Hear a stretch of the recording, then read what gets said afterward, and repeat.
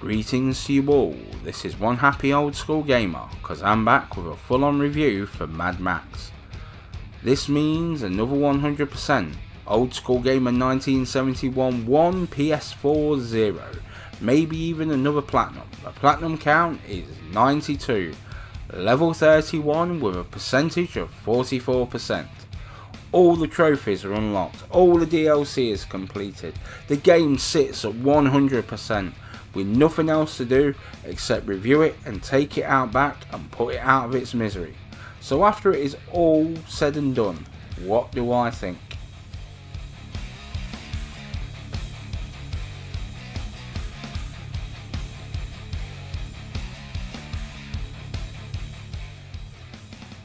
Mad Max by Avalanche Studios. It's an open world adventure game that came to the PlayStation 4 in 2015.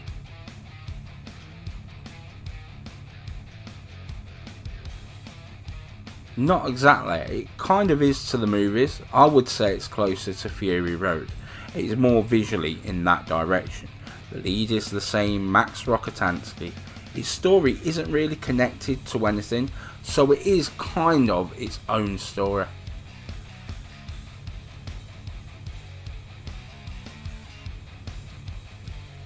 Avalanche Studios are a Swedish studio, founded in 2003. They're hoping to self-publish soon. They currently have 3 studios worldwide.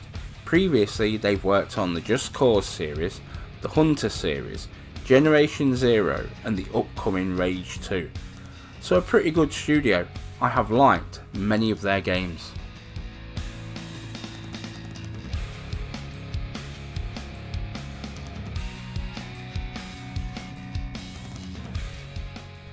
You play as Max, who was happily driving through the wasteland when Lord Scrotus's grunts drag Max out of his car and kick the crap out of him and steal his car. Max retaliates, ending up with Max putting a chainsaw in Lord Scrotus's head.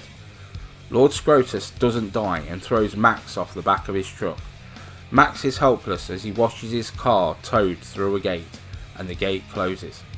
Max makes a new friend and they decide to start working on a magnum opus, a new car. You must cross the wasteland scavenging parts to make a car to hopefully get your old car back, the V8 Interceptor. So is this Kundalini wants his hand back, or is it Kundalini wants his handbag?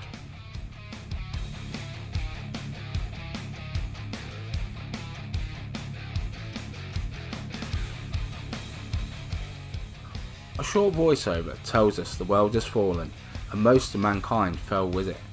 You do get like pictures and postcards and photos and things, and they're the stories of the people who fell with the world.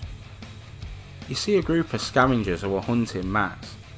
They lose visual and are being wary. Max appears out of nowhere, shoots one scavenger in the face and sideswipes another vehicle. He gets out of his car and starts scavenging the wreckage of the vehicles. When 2 more vehicles appear out of nowhere, they drag Max out of the V8 Interceptor and they kick the crap out of Max.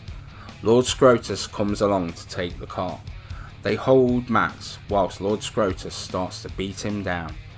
They mate to leave, but Max jumps on the back of the towing truck, towing the V8. He tries to release it. When he reaches the top, a fight breaks out between Max and Lord Scrotus. Max gets the better of Lord Scrotus and shoves a chainsaw into Lord Scrotus's head.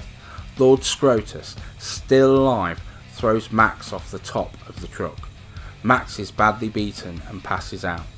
A wounded dog, Lord Scrotus's dog, happens upon Max and gets Max to follow him.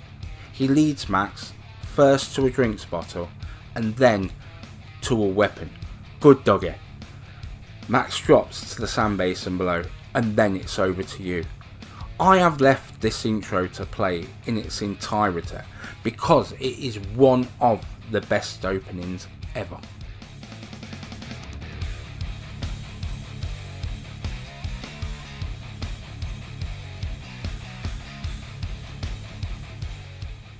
So I thought, Wasteland, how is this going to be interesting? It's just going to be ugly as hell. I was totally wrong. The wasteland looks astonishing. I thought it would be both lifeless and bland. Instead it is varied, filled with things that you would expect and a lot more you wouldn't. The characters look grisly and are as colourful as they look. Every game should have someone called Lord Scabrous Scrotus as the final boss. The combat looks and sounds for that matter bone crunching and quite vicious in places.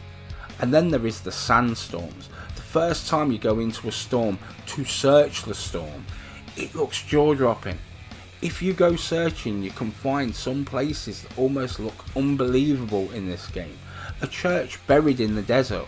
All you can see is a steeple sticking out of the sand. It was where some God-fearing believers were holed up after things went south.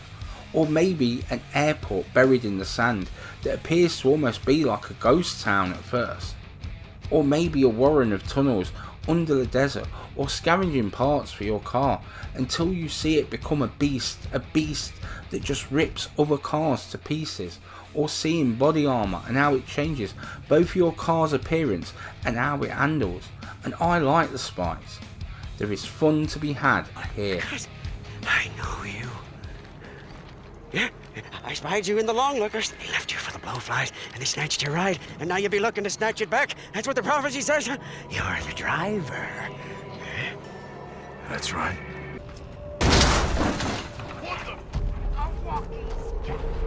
Storm's rising.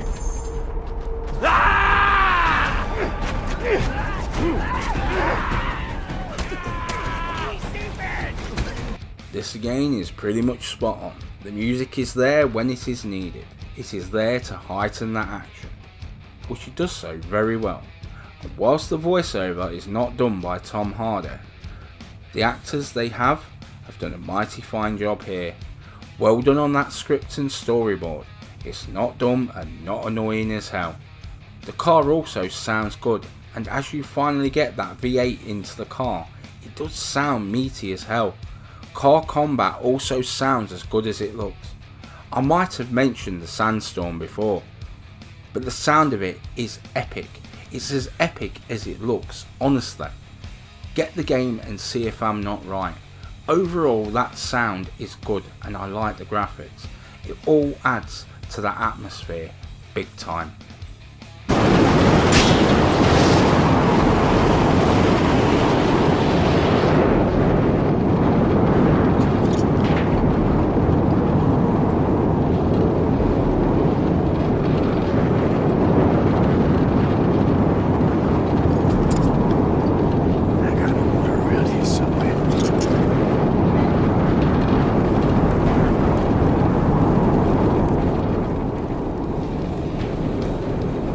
Let's start talking about the collaboration between Avalanche Studios and Warner Brothers.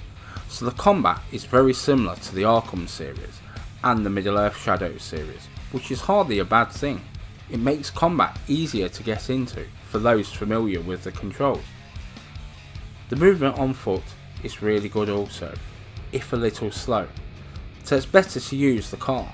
Car movement is great and feels like you're driving through a desert. It's collecting scrap that can be time consuming, but once you get that next car improvement or the next weapon or the next armor, it all feels so rewarding. Any grind in a wasteland like this never gets boring. Somehow you never feel overpowered, but you do feel improved. This is probably the most fun I have had in an open world game ever.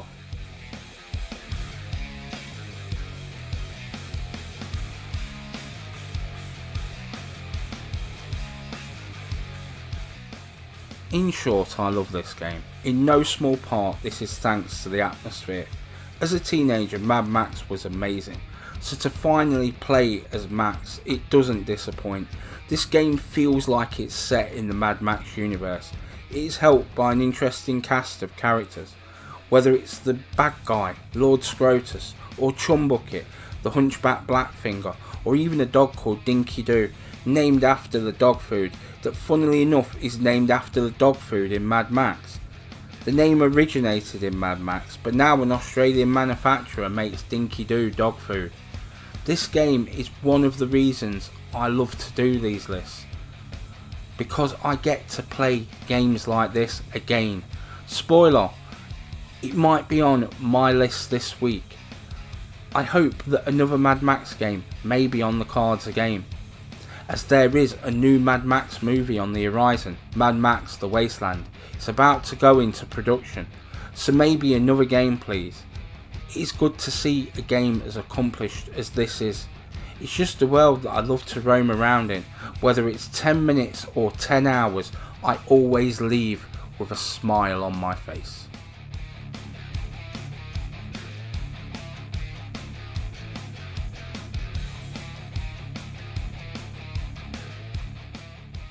I will always be interested in this game.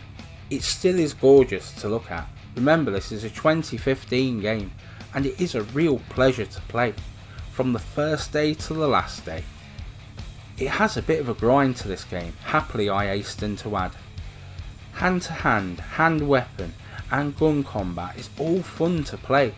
You have to learn to mix it up to get through the game. I would have liked some DLC, imagine Toe Cutter or Humongous or Master Blaster or Knight Rider. It would have been epic. So bring those to the next game? Yes? Also, I'm just telling you this as you might not know, you can also shoot someone in the crutch and drag them across the desert or launch them into the air.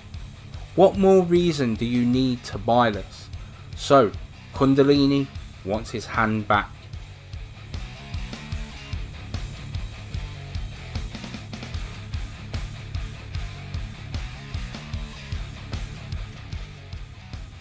So thanks for listening. If you like the review, there's plenty more reviews and more on my channel. Please like, comment, share, maybe even subscribe.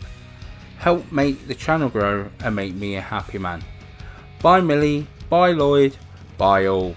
Old School Gamer 1971 signing off.